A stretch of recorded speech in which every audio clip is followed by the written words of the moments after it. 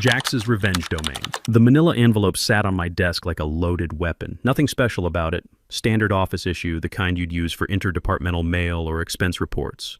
But what was inside those 3 printed pages would blow apart everything Precision Components Inc. had been telling its workers for the past decade. My name is Nicholas Patterson. I'm 49 years old, and until 72 hours ago, I thought I'd finally found a company that valued experience over politics. A place where my 8 years in the Army followed by 22 years grinding through manufacturing operations, safety protocols, and production efficiency might actually mean something. I was dead wrong, but let me back up to where this really started.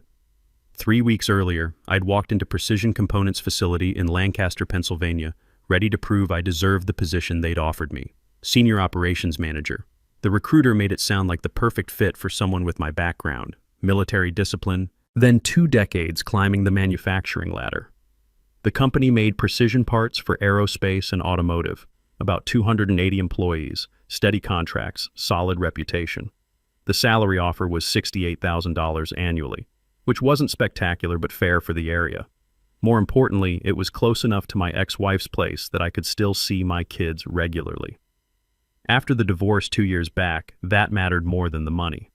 Day 1 was the usual routine. Badge photo, system access, safety orientation, stuff I could do in my sleep after 2 decades in manufacturing. My supervisor, Steven Rodriguez, seemed competent enough, methodical guy who knew his numbers.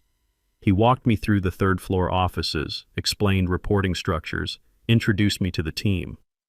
"You'll be working with some of our newer hires," Steven said as we passed a cluster of workstations near the windows. "Fresh talent we've been bringing in over the last quarter." Fresh talent turned out to be a bunch of recent college grads hired into positions that normally required 5 to 7 years of experience. One of them was Lucas Morrison, 26 years old, expensive clothes, confident handshake, the kind of easy smile that comes from never having doors slammed in your face. "Lucas, meet Nick Patterson," Steven said. "He'll be handling production oversight and efficiency protocols." Lucas just joined us 3 weeks ago as production supervisor. Production supervisor, same level as positions I'd worked 15 years to reach. "Where were you working before Precision?" I asked, making conversation. "This is actually my first real job," Lucas said, still smiling. "Graduated last spring, did some consulting work over the summer, started here in January. First real job, production supervisor." I kept my expression neutral. "Well, welcome to the real world," I said. The first week passed in the usual blur of learning systems, understanding workflows, figuring out who actually ran things versus who had the titles. Every company has its quirks, and Precision was no different. What was different was how often I found myself explaining basic manufacturing concepts to Lucas. "Hey Nick, quick question," he'd say, appearing at my desk with his laptop. "I'm trying to understand this efficiency variance report, and I'm not sure how to calculate the percentage differences." Or, "Can you look at this production schedule? My numbers don't seem right, but I can't figure out where I went wrong." Or, "What's the difference between cycle time and tack time again?" Each question was reasonable in isolation. Everyone needs help starting out. But the frequency and the fundamental nature of what he was asking started painting a picture I didn't like. This wasn't someone who needed clarification on Precision's specific procedures. This was someone who didn't understand the basic mechanics of the job he'd been hired to do. By the end of week 1, I'd walked Lucas through lean manufacturing principles he should have learned in any decent engineering program, explained OEE calculations that were industry standard, and essentially rebuilt 2 of his efficiency reports from scratch because his analysis made no mathematical sense. "You're a lifesaver," he said each time, like teaching him his job was just part of my natural responsibilities. Week 2 was when things got interesting. I'd come in early Tuesday morning to work on a complex efficiency model for our biggest client. The office was mostly empty, just a few other early birds scattered around. I needed historical production data going back 3 years. Steven had mentioned it would be in the shared operations drive, organized by project and fiscal period. I navigated to the drive, clicked through folders, found the client directory I needed. Inside was a subfolder labeled Archive 2019-2024. I clicked it, and my screen filled with dozens of files: production reports, client presentations, efficiency analyses, audit documentation. I scrolled through looking for the specific data I needed. Then I saw a file that didn't belong. Compensation, analysis, operations, Q4, internal.xlsx. I should have closed it immediately, should have minded my own business. But the Army taught me one thing above all else: gather intelligence before you engage the enemy. And something about this file sitting where it shouldn't be, labeled with words like compensation and internal, set off every tactical instinct I'd developed over 8 years of military service. I clicked it.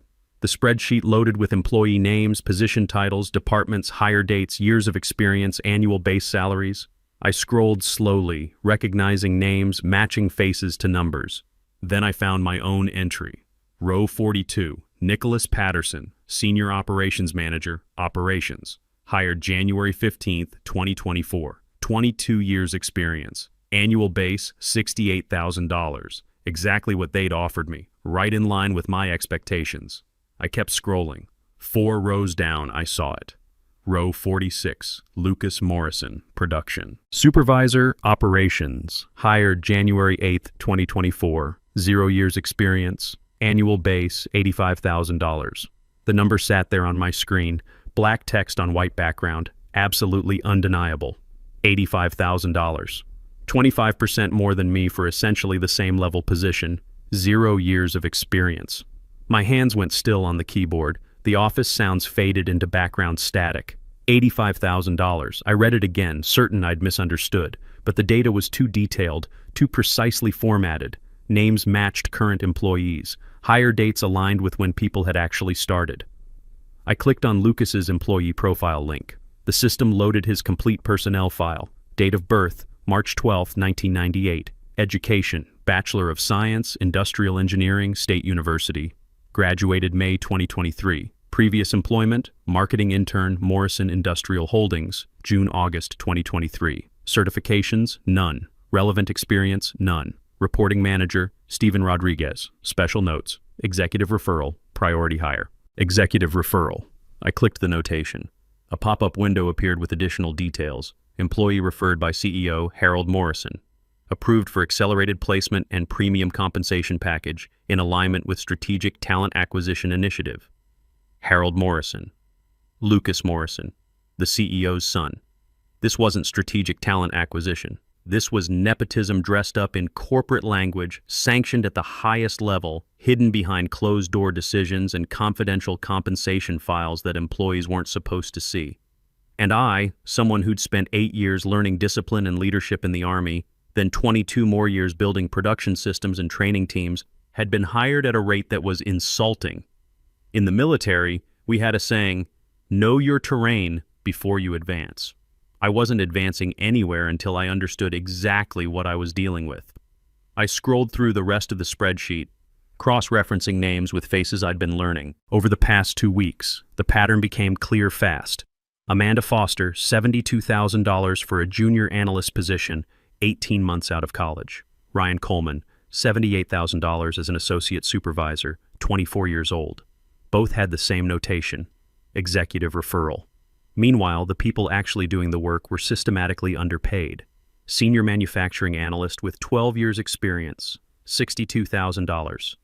Lead operations specialist with 15 years, $64,000. Production manager who'd personally kept precision audit ready for a decade, $71,000. I printed the spreadsheet. My hands were steady as I folded the pages and slipped them into my jacket. Then I logged out, sat in the empty office for a long moment, and made a decision that would change everything. I walked straight to HR. The Human Resources Department was on the second floor, all professional polish and motivational posters about excellence and teamwork. The director was Patricia Williams, early 50s, the kind of corporate polish that comes from decades of managing problems without making waves. Her office door was open. I need to discuss a compensation issue, I said, cutting through her greeting. Her smile faltered. Of course, please sit down. I sat, pulled the printed spreadsheet from my jacket and placed it on her desk. The pages were folded so only the relevant rows were visible, mine and Lucas, side by side. I accidentally accessed this file while searching for production data, I said, keeping my voice level. I'd like an explanation for why someone hired a week before me with zero relevant experience and the same job level is being paid 25% more than I am. Patricia's eyes dropped to the paper. For a fraction of a second, her expression didn't change, but something shifted in her posture. She went very still, like someone who'd just realized they were standing in a minefield. "Nicholas," she said slowly, "this document contains confidential personnel information that you shouldn't have access to." "I understand that," I said. "It was accidental, but now that I've seen it, I need you to explain how this compensation structure is anything other than discrimination." Silence stretched between us. Patricia folded her hands on her desk, her expression shifting from warm to professionally distant. "Compensation decisions at Precision are based on multiple complex factors," she said, each word precise and rehearsed.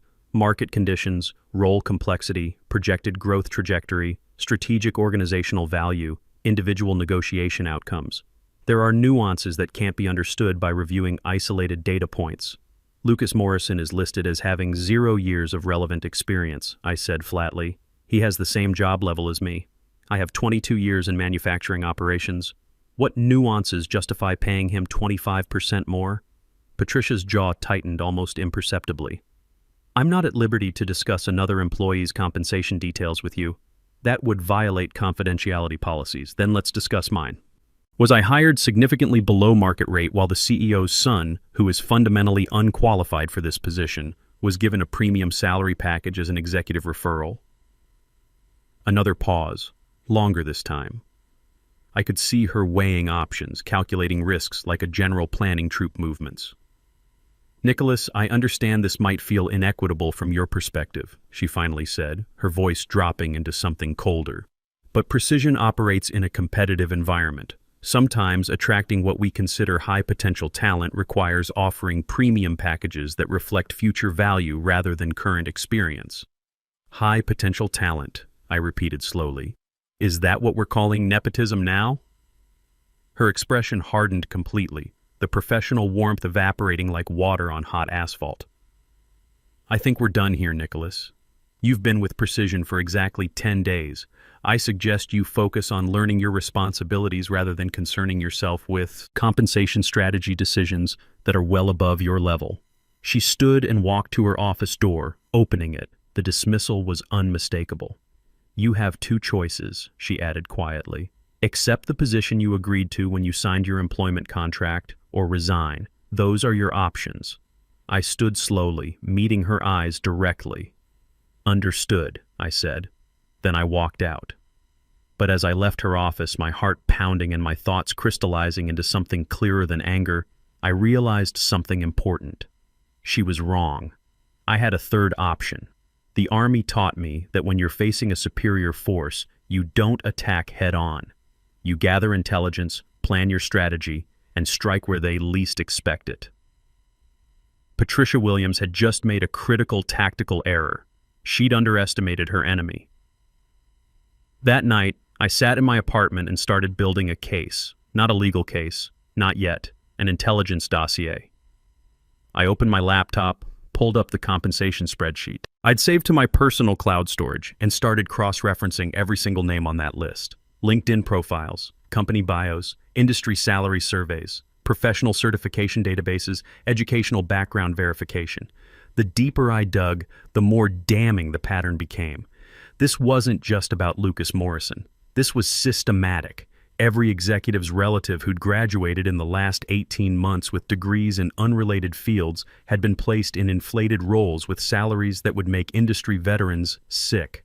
Lucas Morrison, $85,000 for zero relevant experience. Amanda Foster, $72,000 for a junior analyst position, daughter of the VP of Business Development. Ryan Coleman, $78,000 as an associate supervisor, nephew of my supervisor Stephen.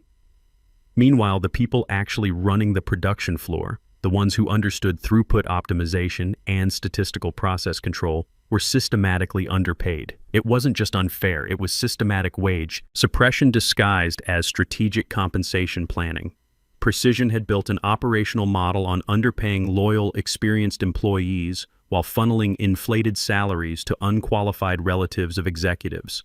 They were counting on people being too afraid, too tired, or too grateful to have jobs to speak up. They were counting on silence. By 2 a.m., I had compiled a comprehensive intelligence report, 28 pages, single-spaced, professionally formatted. Employee names, titles, salary comparisons, industry benchmark data. I created charts showing the salary gap between nepotism hires and merit-based employees. I highlighted specific examples where someone with 18 months of experience was making more than a 15-year veteran. At the top, I wrote in bold, Precision Components Inc., a comprehensive analysis of nepotistic hiring practices and systematic wage discrimination. Then I printed 5 copies, one for Harold Morrison, the CEO, one for my personal records, one for the Department of Labor, one for the Equal Employment Opportunity Commission, and one for every single employee in the building. The next morning, I woke up at 4:15 without an alarm, just adrenaline and absolute clarity of purpose. I showered, dressed in my best clothes, and drove to Precision's facility while the sky was still dark. The parking lot was empty except for vehicles belonging to the overnight cleaning crew. I badged into the building, moving with the kind of purposeful calm the Army had drilled into me during night operations. The security guard, Ronald Anderson, barely glanced up from his paperback novel as I walked past the front desk. "Early start, Nick," he said. "Big project deadline," I replied, keeping my voice casual. I took the elevator to the executive floor. Harold Morrison's office was at the end of the hallway, behind double doors with his name engraved on brushed steel. I tried the handle. Locked, as expected. But I knew Helen Thompson, his executive assistant, kept emergency keys in her desk for urgent deliveries.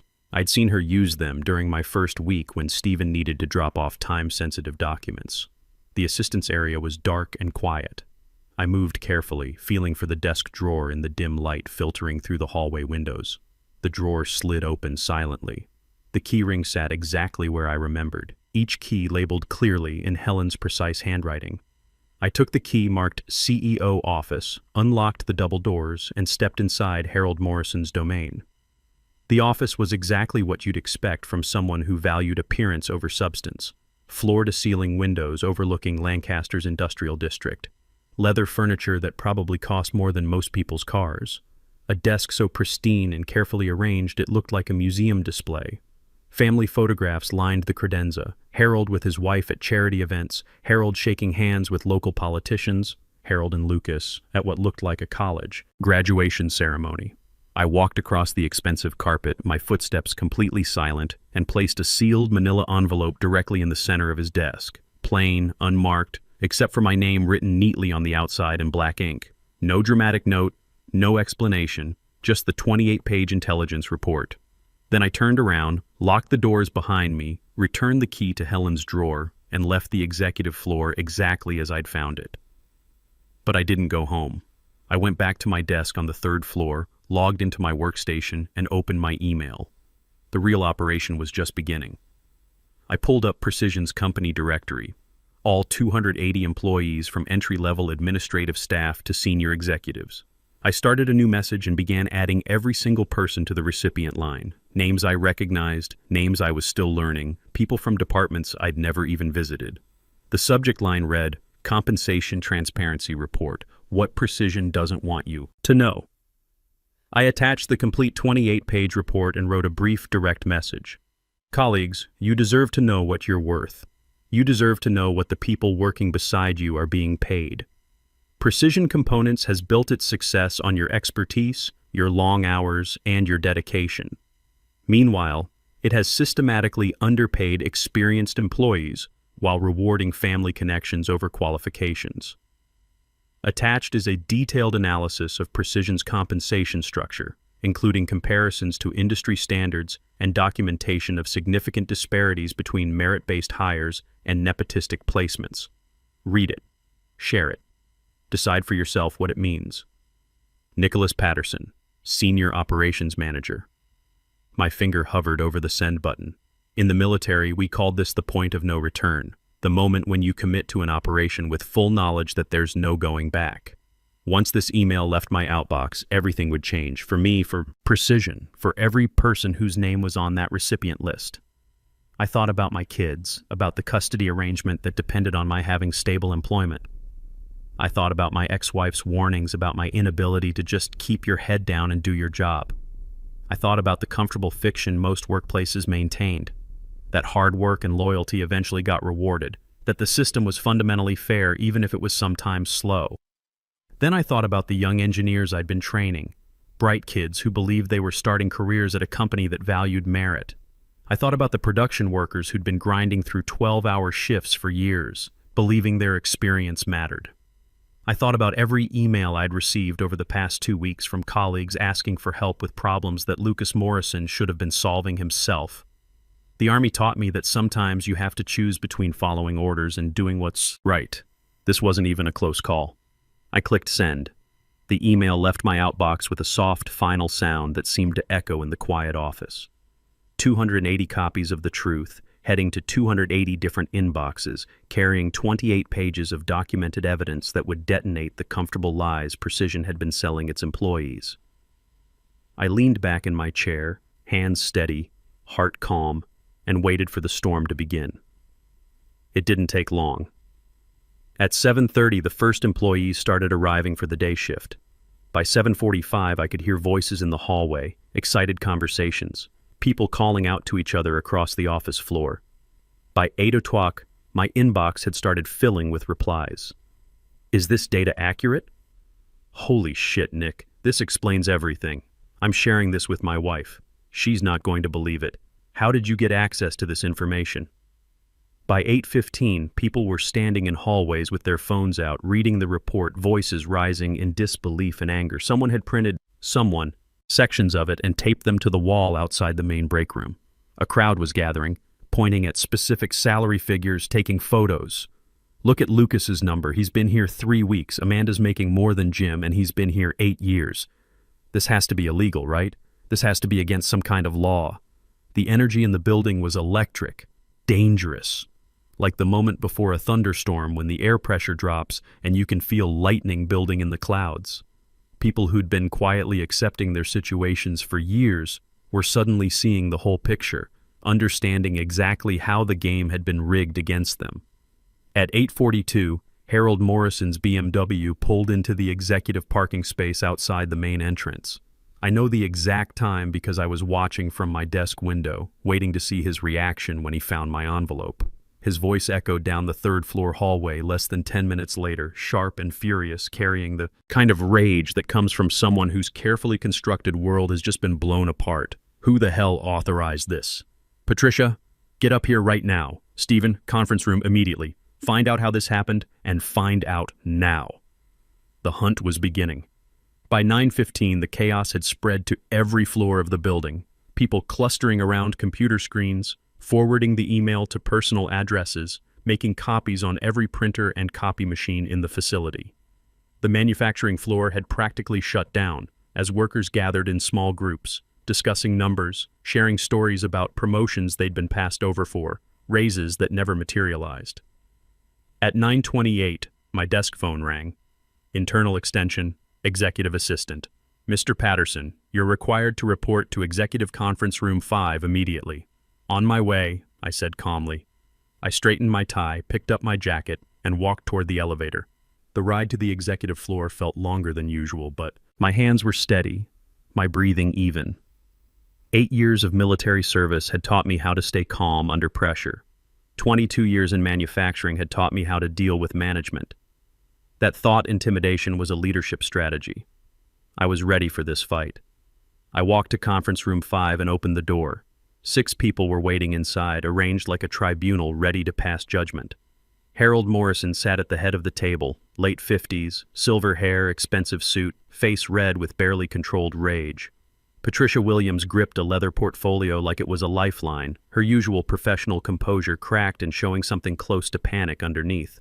Lucas Morrison sat to one side, looking confused and deeply uncomfortable, like he'd woken up in someone else's nightmare. Stephen Rodriguez was there too, sitting apart from the others with an expression I couldn't quite read, somewhere between concern and resignation. 2 men I didn't recognize flanked, Harold in dark suits with leather briefcases, lawyers, obviously, and Helen Thompson sat near the door with a laptop open, presumably to document whatever was about to happen. Nobody invited me to sit down. Harold didn't waste time on pleasantries. What the hell do you think you're doing? Providing transparency, I said calmly, my military bearing kicking in automatically. In the Army, you learn to stay composed when superior officers were losing their minds. You stole confidential company data, Harold said, his voice tight and controlled but vibrating with fury. I accessed a file that was improperly stored in a shared network directory, I replied. I documented factual, verifiable information about compensation practices that your employees have both a legal and ethical right to understand. You have no right. I have every right, I interrupted, my voice still calm but harder now. And unless you want this report forwarded to the Department of Labor, the EEOC, the SEC, every business, publication in Pennsylvania, and every single one of your federal contract administrators who would be very interested to learn how a company holding government contracts systematically discriminates in compensation practices, I suggest you sit down and listen to what I have to say. Complete silence. The kind of silence that feels like the air has been sucked out of the room. Harold's face went from red to a deep, dangerous purple, but he sat down slowly, deliberately, his hands gripping the edge of the conference table. One of the lawyers leaned forward. Mr. Patterson, you're in clear violation. I'm in violation of nothing, I said, cutting him off cleanly. I accessed data I had system permissions to view. I documented factual compensation information. I shared that information internally with other employees. If you want to argue that transparency itself is a fireable offense, go ahead and try, but I'll make sure every employment attorney in Pennsylvania hears about it by this afternoon. The lawyer's mouth closed. Harold's hands were trembling slightly where they gripped the table. What do you want? Harold said through clenched teeth. I want you to fix it, I said simply. Fix what? Everything. Market rate salary corrections for every experienced employee who's been systematically underpaid. Retroactive back pay calculated over the last 3 fiscal years. Transparent, publicly posted salary bands going forward. An external third-party audit of all compensation practices conducted by an independent firm. And a formal written policy explicitly prohibiting nepotistic hiring and requiring documented justification for any compensation decisions that deviate significantly from market standards. One of the lawyers started to object. I held up my hand, palm out. Or, I said, loud enough to cut through the room, I walk out of this building right now, take this report directly to the Lancaster Intelligencer, post the complete analysis on LinkedIn, file formal complaints with the Department of Labor and EEOC, and let your investors, your board of directors, and your federal contract officers decide how they feel about a manufacturing firm that pays the CEO's unqualified son 25% more than a senior manager with 22 years of documented experience. The room went utterly still. Harold stared at me like I'd just set his office on fire. Patricia looked like she wanted the floor to open up and swallow her. Lucas looked like he'd rather be anywhere else in the universe. Finally, Harold spoke, his voice quiet and dangerous. You've been here 2 weeks and you think you can walk into my company and blow up everything I've built? I didn't blow up anything, I said evenly. You built this system. You created these practices. You approved these compensation packages. I just turned on the lights so people could see what was happening. You're fired, Harold said flatly. Perfect, I replied immediately. I'll add wrongful termination and retaliation to the formal complaints I'm filing this afternoon. Should make for a very interesting discovery process during litigation. Harold's jaw worked silently, teeth grinding. Patricia leaned over and whispered something urgent in his ear. Her face had gone from pale to almost gray. Harold closed his eyes. When he opened them again, some of the fight had drained out, replaced by cold calculation. We'll review the compensation structure, he said slowly, each word sounding like it physically hurt to produce. Internally. Confidentially. This stays inside these walls. That depends, I said, on how comprehensive your corrections are and how honestly they're implemented. I stood up, picked up my jacket, and looked directly at Lucas. For what it's worth, this isn't personal. You didn't set your own salary, but you also didn't earn it. And somewhere along the way, someone should have told you that accepting opportunities you haven't qualified for comes with consequences. Lucas said nothing. He just stared at the table, face flushed with shame or anger or some combination I couldn't identify. I walked to the door, opened it, and paused without turning around. You have 72 hours. After that, everything goes public. Then I walked out, letting the door close with a soft, final click behind me. Behind me, I heard Harold Morrison slam his fist into the conference table so hard the sound echoed down the hallway like a gunshot. But I didn't look back. By 11:30, my company-wide email had been forwarded to external contacts, former colleagues, industry peers, friends in adjacent sectors. By 2:15, a business reporter from the Lancaster Intelligencer reached out via LinkedIn, asking if I'd be willing to provide comment on allegations regarding compensation practices at Precision Components. By 4:45, Precision's board of directors had called an emergency closed-door session, and by 6:30, a new company-wide email went out, not from Harold, but from the board's interim chairman, effective immediately. Precision Components is conducting a comprehensive third-party audit of all compensation structures across the organization. All employees will be contacted individually within the next 96 hours regarding adjustments, corrections, and retroactive back pay where applicable. We are committed to transparency, equity, and fair treatment of all team members regardless of tenure, background, or personal relationships. I read it twice, sitting in my truck in the parking lot. Then I went home and started job hunting. 3 weeks later, I got a text from Steven Rodriguez. "Nick, salary corrections went through yesterday. Back pay hit accounts this morning. People are emotional. Several broke down crying when they saw the numbers. You changed lives here. Thank you." 2 hours after that, another message. "Lucas resigned last week. Board gave him an ultimatum. Resign voluntarily or be terminated for cause related to misrepresentation of qualifications." He took the first option. Word is he's working at his father's construction company now. And then that evening, a final message from someone whose name I didn't recognize, but whose email signature identified her as a senior financial controller. Harold Morrison stepped down as CEO this afternoon. Board cited governance failures and accountability issues. Patricia Williams was also asked to resign. Thought you'd want to know. You actually did it. You actually changed everything.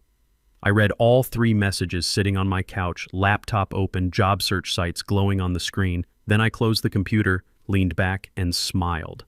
Not because I'd won some corporate battle, but because I'd finally stopped accepting a system that valued the wrong things. 4 months later, I accepted a position at a competitor. They'd reached out after reading about the Precision transparency incident in industry publications. The compensation package was $89,000, 31% higher than what Precision had originally offered me. Not because of my last name, because of my experience. On my first day, the plant manager shook my hand and said something I'll never forget. "We don't hire people based on who they're related to. We hire them based on what they can do. And from everything I've seen, you're exactly the kind of person who makes organizations better just by refusing to accept mediocrity." That's all I ever wanted. Sometimes a system doesn't change because people ask nicely or file quiet complaints that disappear into HR filing cabinets. It changes because someone finally refuses to stay quiet. The military taught me that sometimes you have to choose between following orders and doing what's right. 2 weeks into that job, they told me to accept their broken system or leave. I chose neither. I forced them to face what they'd built. And when they tried to bury the truth, I made sure everyone could see it. The envelope that sat on my desk that morning contained more than just printed pages. It contained proof that experience matters, that fairness is worth fighting for, and that sometimes the best way to protect the people around you is to refuse to stay silent when you discover the truth.